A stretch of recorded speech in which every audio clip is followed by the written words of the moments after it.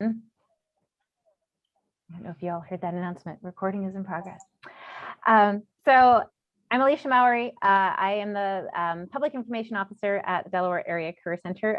Thank you to all of you who open those emails that I send to you. The last one was a video message, so hopefully that was just a little easier to kind of wade through. Some of the feedback I got was it was nice to just let that play in the background while you kept working and you still got the information you needed without having to, wade through lots of text and content and try to figure out what was important and what wasn't. So unless I hear otherwise, I'll try to kind of keep that up. I also talk really fast, so I can get a lot of information across in a short amount of time. So today we're just going to go over what Kelsey and Brian and I presented at the summer ACTE conference. And the reason we're doing that is because a lot of you couldn't be there for COVID reasons, for other reasons. We presented this to a lot of teachers, administrators, and superintendents. The point of the presentation was for those of us who are new to the profession, those of us who are just kind of PR novices, it gives you an idea of what you can expect of yourself in this role, what other people are doing, because we're not neighbors and work closely together all the time. Sometimes we don't realize what other people at career centers are doing in these roles. For those of us who are, have been around for a long time, this is just a good reminder of what it is we should be doing, what it is we could be doing. And if we want to be doing more, being able to take this information to our leadership and saying, this is what I want to be doing. This is what other schools are doing. I feel empowered. I feel like I'm ready to take this next step.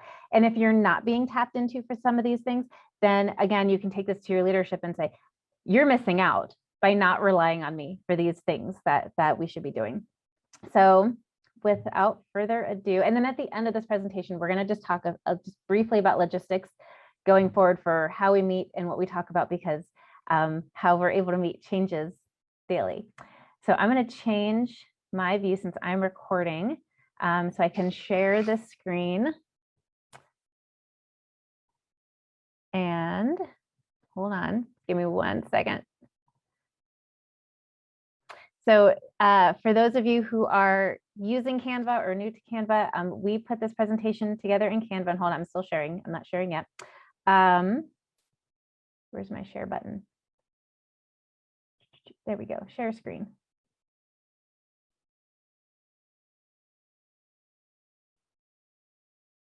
Okay. Can everybody see that presentation? Okay, I'm seeing nods. All right. We put this together in Canva and it was great because we were able to just live share it. We were able to all contribute at the same time. So that is also my plug for Canva, to be able to have all of this in one place.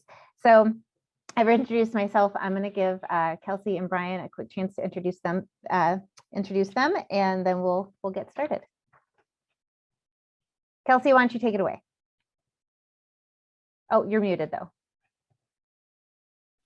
Good call. My name is Kelsey Webb, so I am the PR and marketing coordinator for Ohio High Point Career Center. I've been here going on my 10th year, and so this is actually where I first landed out of college. So when I was talking at the presentation, I actually said that the veterans in this field that have really kind of laid the groundwork and laid that foundation for school PR, for career tech, you guys were my mentors, and I learned a lot from them and how to kind of build the program that I wanted to create at Ohio High Point. So, I thoroughly love and am passionate about career tech. And so just am excited to kind of share some tricks and tips that I've picked up along the way. All right. And I think Brian's still with us. He said he was having. Nope, I'm still here. Oh, there you are. I'm Brian Wolfong. I'm the Public Relations and Marketing Coordinator over at CTEC of Licking County in Newark, Ohio, just northeast of Columbus. And I have been in this role 8 years, I believe. And unlike Kelsey, I did not come into it out of college and was not formally trained in it. I was in education for 14 years prior to that in various roles. So everything that we're kind of talking about today that I've learned, I stole from others or learned when I was in the deep end of the pool. So and we share this background with information with you because part of our point is that we all come from different backgrounds. There is no one right person for the role that you have. I came from business and industry, so I've been at the ACC for about 12 years, and I came from I was a marketing director at a title insurance agency of all things, and I just kind of fell into this and fell in love with it. Because career centers do not do a great job being consistent with what our roles are. We all have different titles. So for the sake of this presentation, we're going to refer to any communications professional, public relations professional as a public information officer. That sort of encapsulates what we all do. And selfishly, that's just what my role is called. And we do that in my district because across the county, most of the communications professionals at the sheriff's office, at the library, at the other K-12 schools, we're all called public information officers. So when we practice for crises or when we're in an actual crisis, it's really easy to have that common language. So just for this presentation, we're going to refer to public information officers. So this will be sort of a brief version of what we presented. We had talked to that audience when we were in the live presentation about what words come to their minds when they think of communications. But before we did that, when we were still building this, we reached out to you and asked all of you what words come to mind. So I'm gonna hand this over to Brian to review what we got back from you.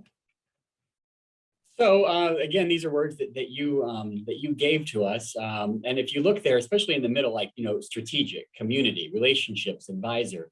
I mean, there's a lot of hats in this hodgepodge here, and really those four in the middle that we highlighted came up the most repeatedly, and they really work hand in hand, and it really is about that. And so part of our goal when we presented to this group at ACTE was getting perhaps the higher ups in our districts to understand and appreciate that this role makes all of those things a little bit more fluid and consistent, and is a proper value to the district.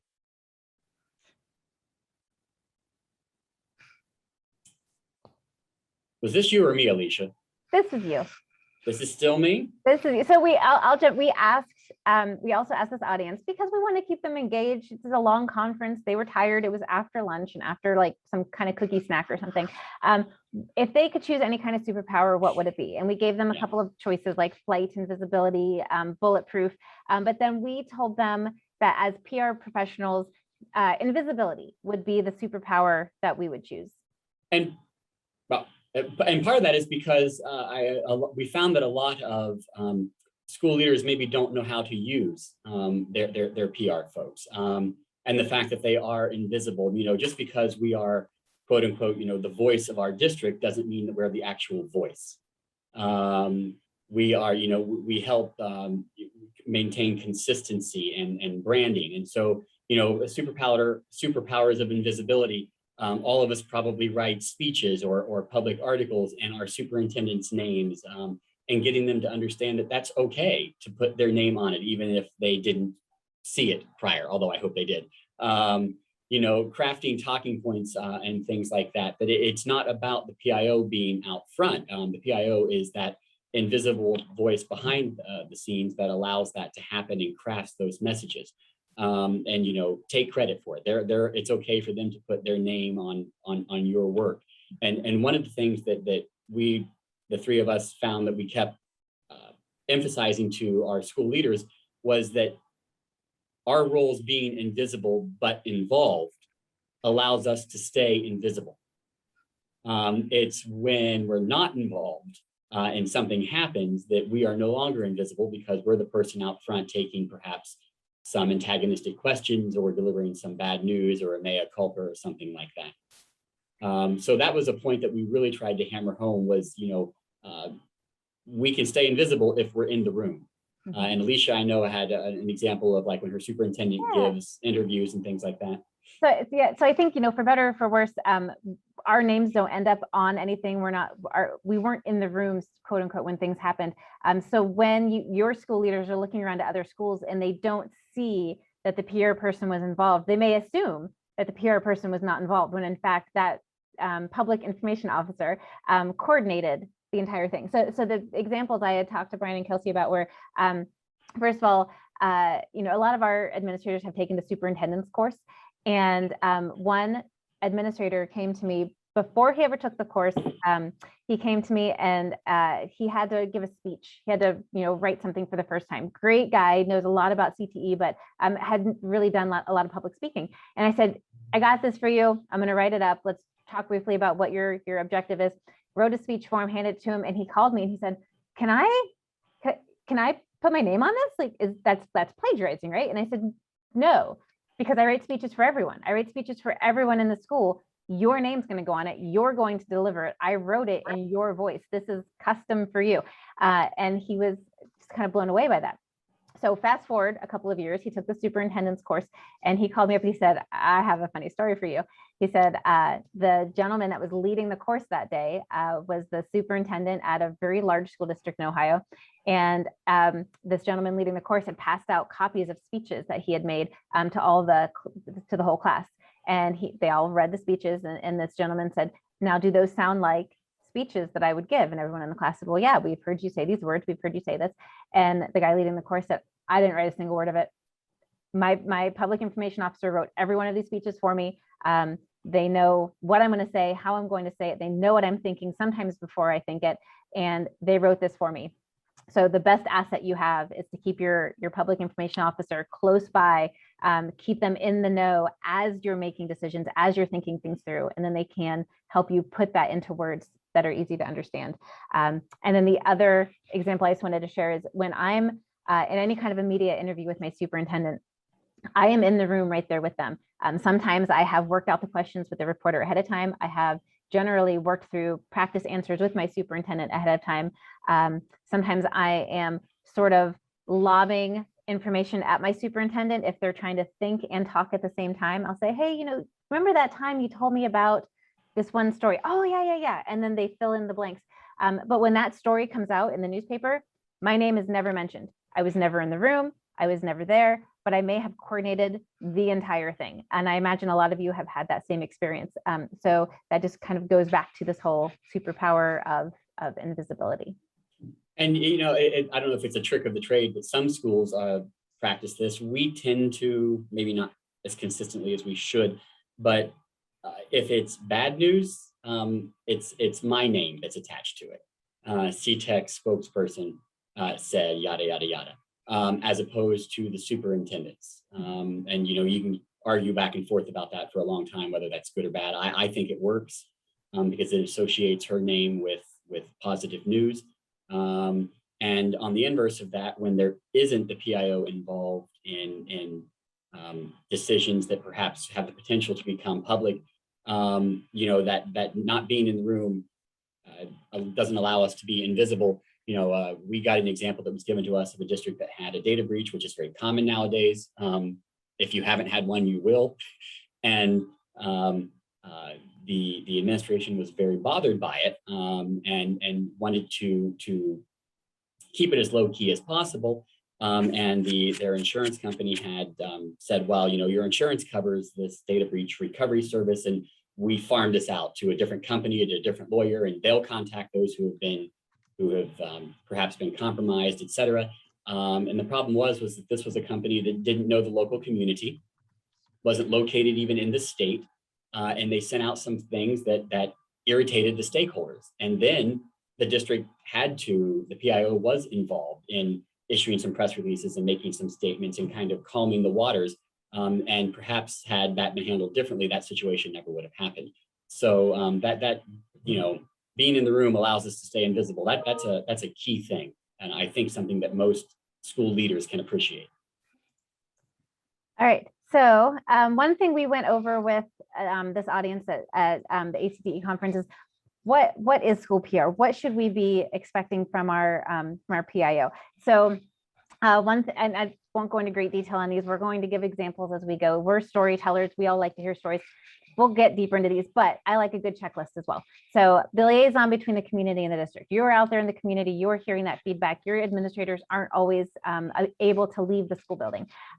We communicate difficult concepts and decisions. A lot of times they're making those difficult concepts and decisions. And while that's happening, you're already formulating in your head how you're going to translate that into something that is easily understood and easily supported by your district. We bring a unique perspective to the leadership team. It took me a long time to realize my value with that unique perspective. I thought everybody thought the same thoughts I was having as far as we're making decision A, how will this affect all of these different constituents? Turns out you may be the only one in the room having those thoughts. So it is valuable for you to speak up and for you to be there. Crisis response. We are the crisis response team. We advise the district leadership team, and we manage the district brand and their reputation. I thought it was also worth sharing with them what we are not, and this varies slightly by district. So you can feel free to disagree with me. But for the most part, we are not a high school employee and we are not an adult ed employee. We live in both worlds. And I'm going to throw this to Brian here in a second because he had a great quote on this. We're also not the people who make things pretty. We make things easily understood. And if that means they are visually pleasing to look at, that's great. But if anyone says, oh, that's our PIO, they make things look pretty, I encourage you to push back on that and correct that statement. So Brian, can you elaborate on what you shared with us about the high school versus adult? Yeah, when I started in this role, one of the first things the superintendent said to me, probably I think on the first day, and it stuck with me all these years, was she said, you know, you are a district employee and we have satellites and we've got adult ed and we've got high school, and they all have directors who are very protective and care about their towers. But you do not exist in any of those towers. The castle is your job. And it was a really great visualization for me. Like I'm big picture because, you know, the adult ed director and the high school director and the satellite director, obviously they care about the things that they supervise, and that's where their worries are, as they should be. And they'll drag you into that tower and keep you there if they can, because they want to utilize their resources the best they can. And so remembering that, you know, you're the castle is a really big deal in this role. And then I just have an example going back to, you know, making things pretty. I actually just found out that this is an award-winning piece through OSPRA. It won a statewide award. This was last year's Return to School Guide. You could easily, as someone outside of our world of communications, look at this was a really complicated return to school plan. We wanted to plan ahead for every eventuality. Can say that word, the fully in person, the blended, the academics might be remote, the labs might be blended, we might be fully remote, but we wanted to put all of this information out there. This was like a 12 or 13 page document, so that no matter what learning model we were moving in and out of, we could point to this and say, we're on plan B, everybody go to plan B, and they would know exactly what was happening.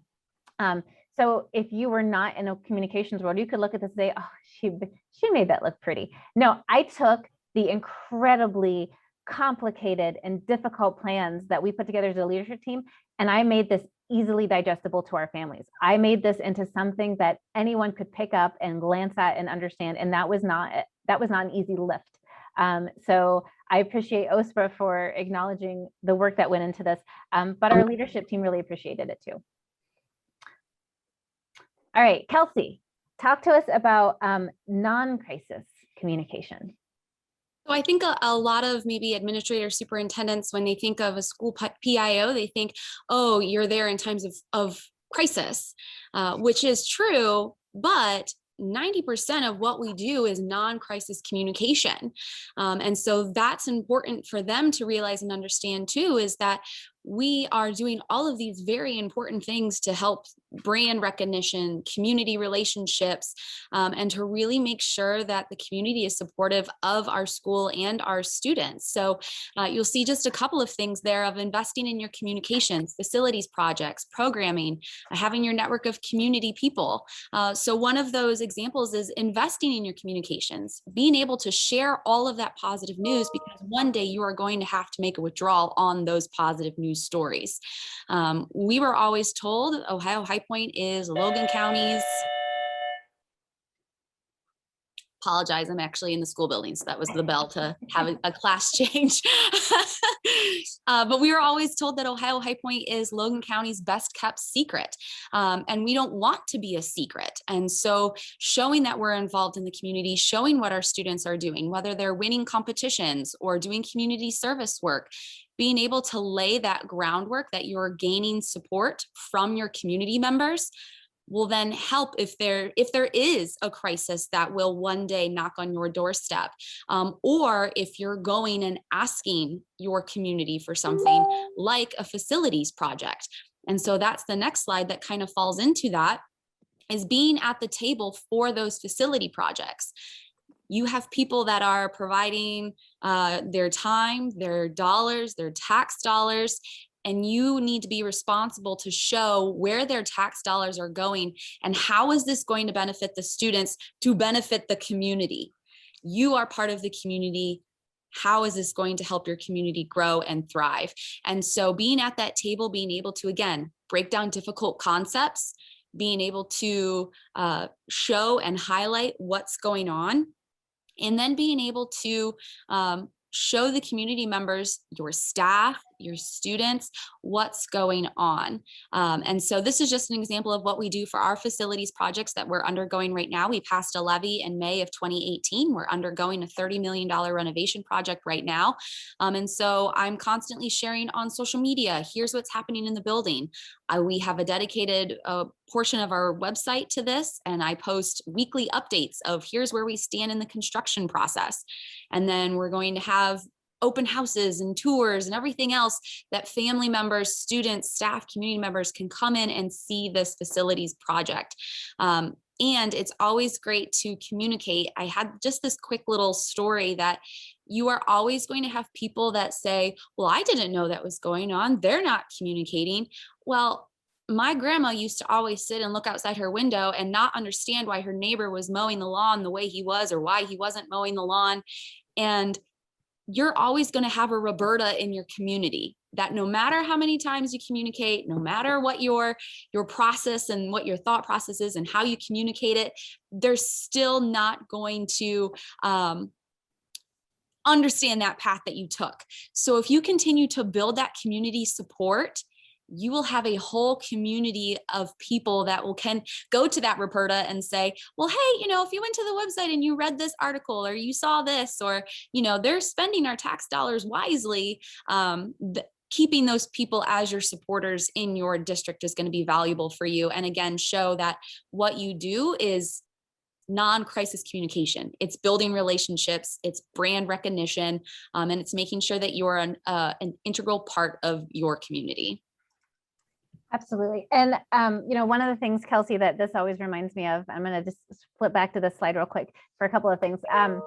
One is I love non-education examples of how this works, because we don't always do it right. Schools don't always live and breathe communications and marketing. But when I lived in a little area right outside of Bexley in Ohio, and we did not have Sonic, and Sonic was kind of new, the fast food chain. And for 6 months, they advertised everywhere, billboards, advertisements on TV. And I mean, by the time they were done putting this information in front of us every 5 seconds, people were foaming at the mouth and ready for Sonic and angry that there wasn't one in our area. And then boom, one of them was built nearby, and there was a line around the block on day one to get into the Sonic. Whereas if they had built it and then started telling the community about it, they probably would have gone bankrupt before they sold a single burger. But they laid that groundwork. They invested in their marketing before they could ever make any money off of it or get any kind of return on investment from it, to make sure that the community was primed and ready for what was about to happen. And that's really what we do. And so we all sort of put pictures in the slide of some of the things that we do to in our non-crisis communication. I had emailed all of you a couple of weeks ago about whether or not you had ever hosted Troy Balderson on your campus. So that bottom picture is my previous superintendent and I, when Congressman Balderson visited last time. And I just find it hilariously funny that she and I are in the exact same position, probably saying the exact same thing. My job is to talk to his aide. Her job is to talk to the congressman. We both walk away with a new built relationship and someone that we can talk to and call on. But that's just one thing that I do. And then I did this exact same thing yesterday with my new superintendent when Congressman Balderson visited again. So again, with this non-crisis communication, one of the things I encourage everybody to do, if you're not already doing it, is get to know all of the other PIOs in your county, not just the K-12 districts. If your K-12 districts are lucky enough to have a PIO, but everyone. So this is the group of people that I call my second family. You can see the list of agencies that they represent, from the library to the townships to the other K-12 schools, the local college, the parks department. We all work really closely together. We meet once every other month to share with each other what we're doing, but we email each other constantly. We cover for each other. We practice. We have like crisis practices together. So one of the ones that we just had over the summer was a hazmat drill crisis training. And this was like one of those real life training drills where you show up and you know that you're filling a PIO role in a practice drill, but you have no idea what's going to happen until the phone rings and everyone's radios start buzzing and you find out that there was a chemical spill in the county and you have to get to work answering media calls and putting out press releases and working with the incident command. And they have fake people calling and asking you questions, and it feels very real. But by the end of it, I know how to work directly with the PIO at the library if there's ever a countywide crisis. We have what we call our bat signal that we can put up, and we can all gather into our emergency operations center in downtown and work with each other on a crisis. So that is such a valuable team to promote each other all year round, to support each other, and then if there is a crisis, to cover for each other. And I have a list of people, and I'm going to get kind of specific here, so bear with me. I have a list of people who I've identified that are not tied to a school and who are not tied to a health crisis. So not the sheriff's office, not the health department, who are on a short list of people who know that if we have a crisis here at the school that's more than just like a couple hours long, they're going to show up on my campus and they will help me manage media. They will help do whatever I ask them to do, because we've agreed ahead of time that that's their role as part of our county PIO group. And I'm on other people's lists for the same thing. So really valuable group of people. If you don't have one, start one. You're the hub of your community for something like this. Kick it off and start inviting those people to meet with you. All right, so on that note, Brian, can you talk to us a little bit about crisis communication? Sure. So we won't ask for examples, although you can chime in if you would like, or put it in the chat box. Because I think we pretty much all know what crises are. Some of them are bigger deals than others. But one of the important things I think in maintaining consistency, we keep saying that word a lot during this presentation, is communicating with your internal audience, your staff, what those expectations are. In my district, we had found that we had some teachers who were, and staff members, not just teachers, who were going out and creating social media feeds that were not branded CTEC, but they were like my official history class at CTEC's Twitter page or whatnot. And they were retweeting and putting out political content or religious content and things like that. And we thought, no, we're going to head this off the pass before someone sees it and gets irritated. And the administration realized we had never told them what those guidelines were. So we 2 years ago now, every year, it's repetitive, it's redundant, so what? But part of opening day every year are the communication guidelines in the district, what that looks like for staff, what the expectation is for staff, crisis communication. How will we be communicating with you if there is a lockdown? Will you get text from us? Will it be through an email? Will it be, again, just consistently and constantly reminding them of what those protocols are. So they don't get flabbergasted in a real emergency. One of the big things that we kept having to remind our staff, media is very good at their jobs, and I don't blame them for this, but they're looking for a story, or they're looking for a quote, or they're looking for an answer, and so they're going to find it. This is what we do every day, but it's not what our teachers do every day, or our staff, or our frontline administrative assistants. Communicating with them that when they call and they pretend they don't know who I am, or the superintendent, they do. They've called you for a reason, because they're hoping that you'll say or do something that perhaps that I won't, because I'm more used to dealing with them. And so again, just communicating with your staff that these folks know how to get a hold of us. If they do for some reason contact you, or you find yourself speaking to them, don't say, no comment, which is a comment and implies that there's something you don't want to share. Tell them, hey, do you have Brian's number? If not, I can give it to you. But again, none of this is rocket science, but if you don't tell your staff, then again, there's really no way for them to know. Providing scripts for, frontline staff, whoever answers the phone in your district, if there's a switchboard, or if it's, the administrative assistant who's located at the doors to all of the buildings, do they have copies of, a generic script should there be calls during a lockdown and things like that? Because we all know, of course, that's going to happen. Communicating with your staff, hey, if there's a lockdown, please don't get on your social media and start saying what's going on or guessing about what's going on. The district will post on these platforms, and we specified what platforms that would be, any sort of information that's, so like Twitter, Instagram, not Facebook so much, but platforms that are real-time information, and share that platform, letting them know things like that. An example that I think is a really good one, and it's kind of, it goes back to what Alicia was saying earlier about working with your county PIOs. We're all in career tech, so we all have associate schools. Every year, we all probably deal with the sudden death of a student or a staff member, unfortunately. And that's media bait, that's clickbait when a student passes. And unfortunately, and we've probably all experienced this, but we had last year, a student passed that was a shared student, CTEX, in another district in our community. And so that PIO and I got on the phone the moment we got the call that this had happened, and said, okay, what does your district want to say? We contacted the family. The family didn't want media inquiries. They didn't want to make a comment. We talked to the teachers and said, is there something you want to say about the student that we'll share if asked? You don't have to. And then we had a consistent message from both districts, thoughts and prayers, et cetera, et cetera. Media contacted the student's home school, didn't get more than our statement. So what did they do 2 minutes later? They called me, hoping that I would say something different. And so again, that consistency and utilizing your peers to just kind of, make a difficult situation a little easier is a great advice. Another thing for district leadership is if the PIO is sandbagged, it makes the situation look worse. And we probably, all of us, got some examples of that. And it looks like it creates the illusion of a fire when there probably isn't one.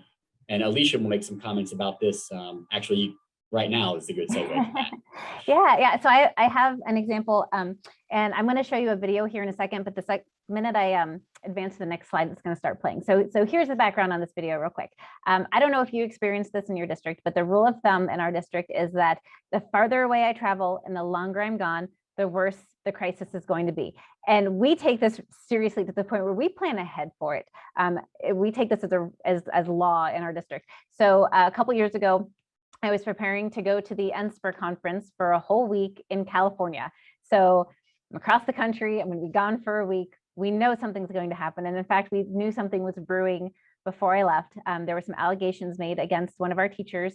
And it turned out that there was some inappropriate conduct between a volunteer in our law enforcement program. He was a volunteer from the sheriff's office. So now we're talking about a sheriff's office employee having an inappropriate relationship with one of our underage students. So you can imagine that we were nervous, and we knew that this would be, like Brian says, clickbait. This is something the news would be all over. So the minute that we found out that this was actually happening and the allegations were there, I was already in California at the time. I spent most of the conference on a headset in my hotel room, writing out talking points. I worked directly with the sheriff's office PIO. She and I compared notes on everything, every word that was written, everything that went out. She and I were both aware of it. We did hire an outside consultant that's used to going through legal matters. So there are times when no matter how much you know, no matter how experienced you are, you just need some of that outside guidance and outside help. So we had him helping us.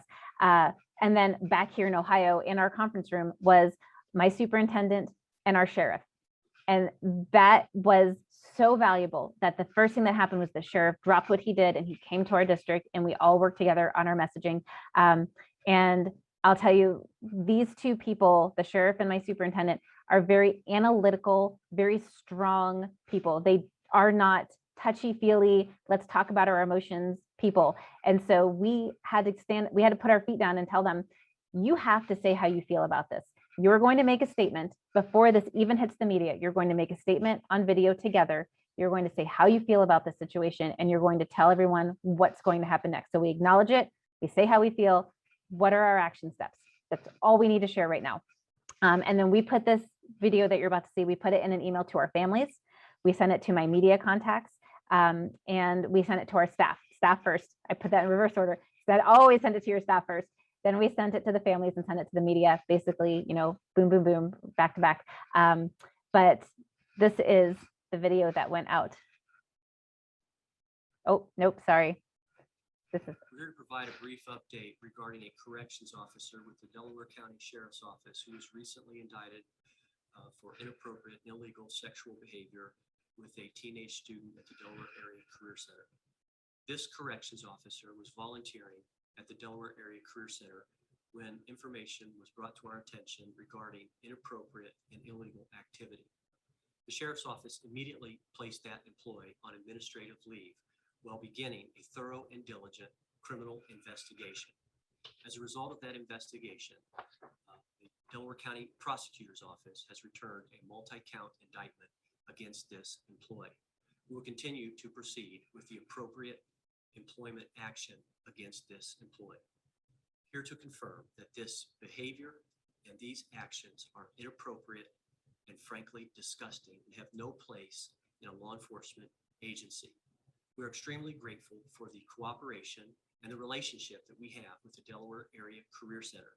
And to bring you up to date on what the Career Center has done is with me, the Superintendent, Mary Beth Freeman. Thank you, Sheriff Martin. This corrections officer was volunteering his time in our law enforcement program. When our administration became aware of the allegations, they immediately contacted the Sheriff's Office and other appropriate agencies.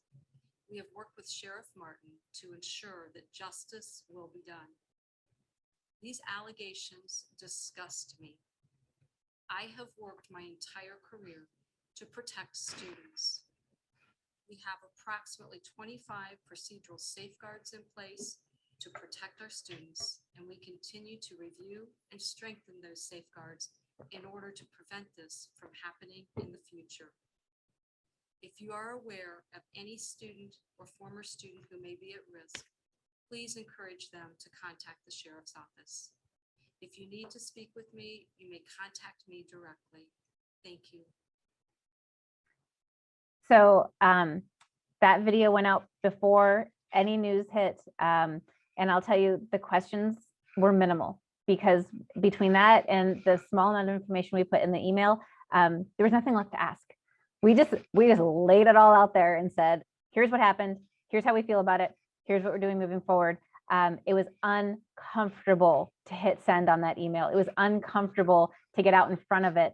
Because there's always that chance, right, that no one would ask. There's always that chance.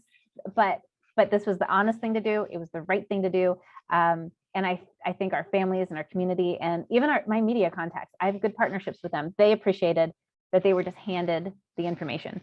So I'm always about honesty and being out in front of it, even when it's not the thing that I want to do. So then here's kind of the recap of everything that we talked about and what we kind of presented at the ACTE conferences. Take time to create your relationships. We kind of talked all morning about how valuable those relationships can be in times of both crisis and non-crisis, and being able to have those support systems in place and utilizing you as the PIO as a trusted advisor for that administration. You bring a very unique perspective, whether that's with facilities projects or strategic planning or programming. You have a very unique perspective and you kind of see things as a chess match. Okay, if I move this piece, how does it impact everything else? What's my end game? And being able to celebrate those wins, but also think long-term and the big picture. And so we encouraged our administrators and superintendents to plagiarize our work. We are here to help them. And so let us work together. Let's craft that message and then make sure that it's a consistent voice that's going out across the district. And then again, kind of relying on you guys in times of crisis and non-crisis. And then we've kind of talked about being able to have that seat at the table. And there is a difference whether you're just starting out or whether you're seasoned veteran with experience, but encouraging those districts to invest in an experienced professional or in training the talent that you have.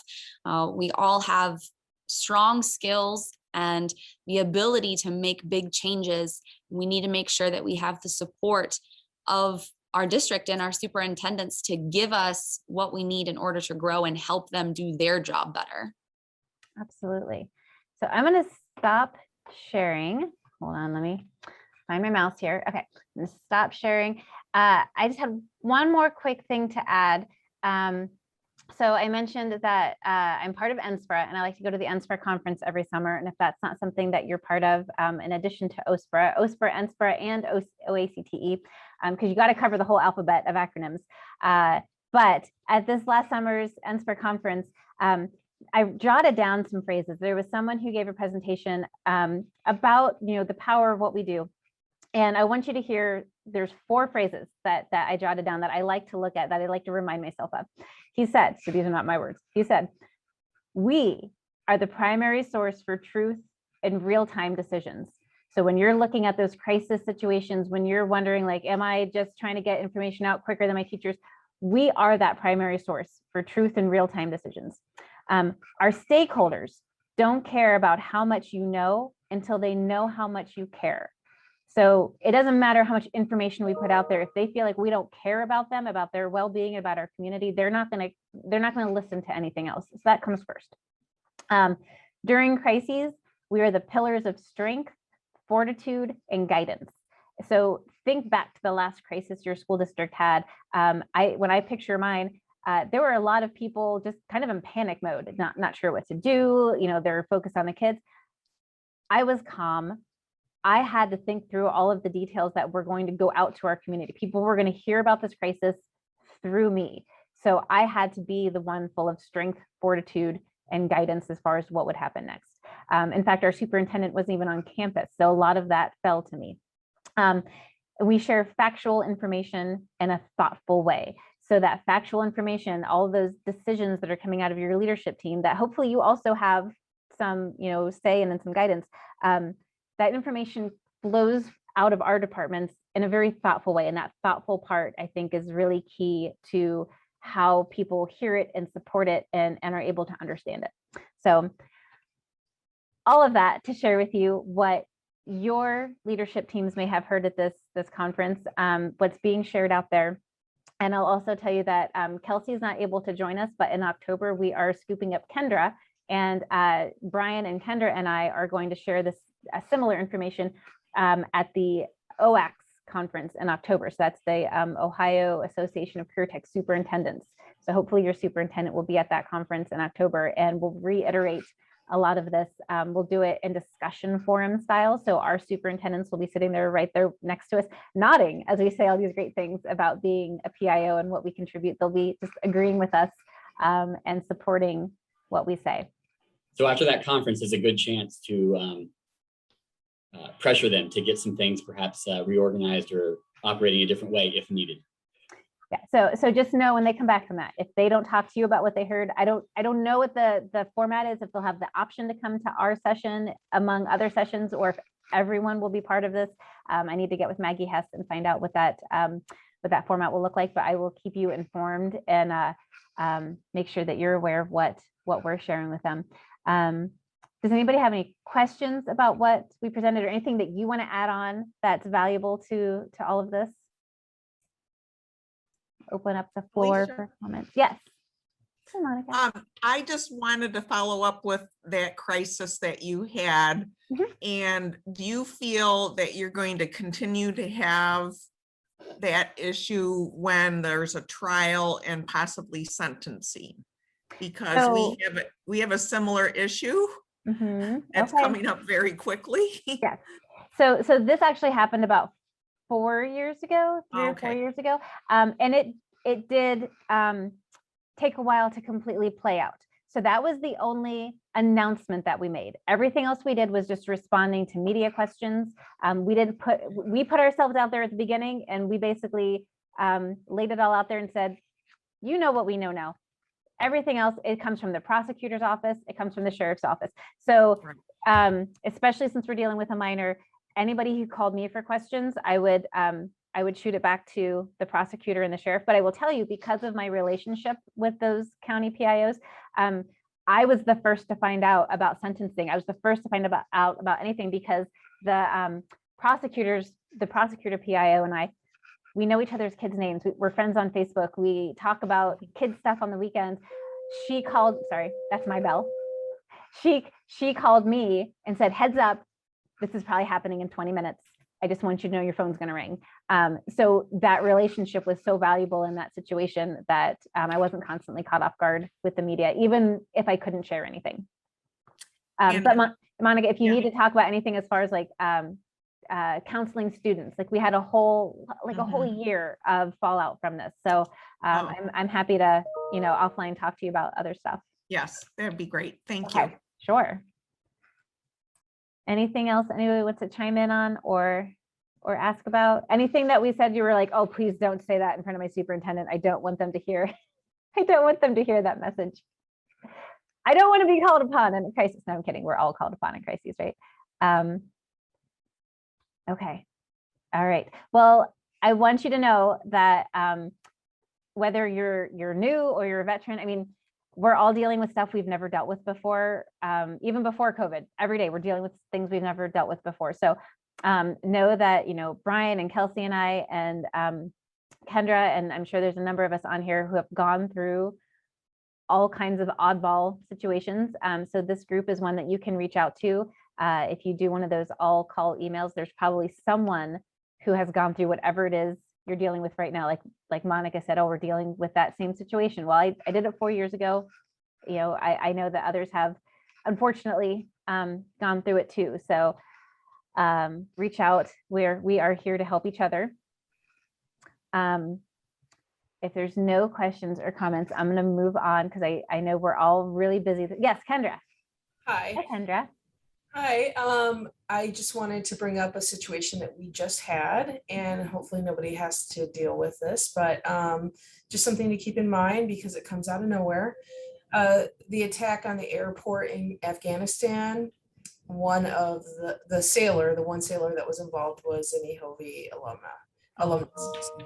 So like we had heard about it, it came in steps. I'd heard it happen, then I heard there was an Ohio person involved, and then I heard somebody kind of in our community, and then I heard who it was. So I was kind of ready, but you never know what they're going to throw at you. And then all of a sudden, international media is knocking down my door, trying to get on campus and other things. So that might not be a situation where you think something's going to happen because it's not controversial and didn't happen on campus, but they still are after you immediately and you have to drop everything. Yeah. So yeah, bad situation, but it is what it is. So are you doing anything like within your community to honor that person, or like do you have to do anything outside of responding to the media for this? The high school the homeschool has kind of taken on that and monopolized it, and I think that's totally fine. Yep. We have been included in things as a school in interviews and so on, like at the football game and so on. But the identity is in the town where the high school is. So I think it makes sense for that. And I don't know what's going to come next. I don't know if there will be follow-up stories, and we'll be involved in that and step by step. So, yep. And that can go both ways. We had a graduate of our adult ed law enforcement program do a very hero type thing on the Ohio State campus, stopped an active shooter, Officer Harushka, I believe. I'll never forget that name, because as I was learning about the situation on the day it happened, the next morning I came in, I had like 20 voicemails from media from all across the country wanting me to hand over all of his friends' names and phone numbers, and they want to email his direct family. And I was not at all prepared to respond to everyone. And you want to play nice with the media, but there's just times when you have to say, no, I'm sorry, I'm not sharing that information. And that went well into the evening where, over dinner, I'm stepping away from my family dinner to talk on a live broadcast about this officer whom I'd never met. He just happened to go to our school. So yeah, it can happen for good reasons or bad reasons. Right. All right, well, let me move on. Let me grab my notes here. That the last email I had sent out to our group, I had laid out some topics that you all had told me at one time or another that we should cover throughout the year.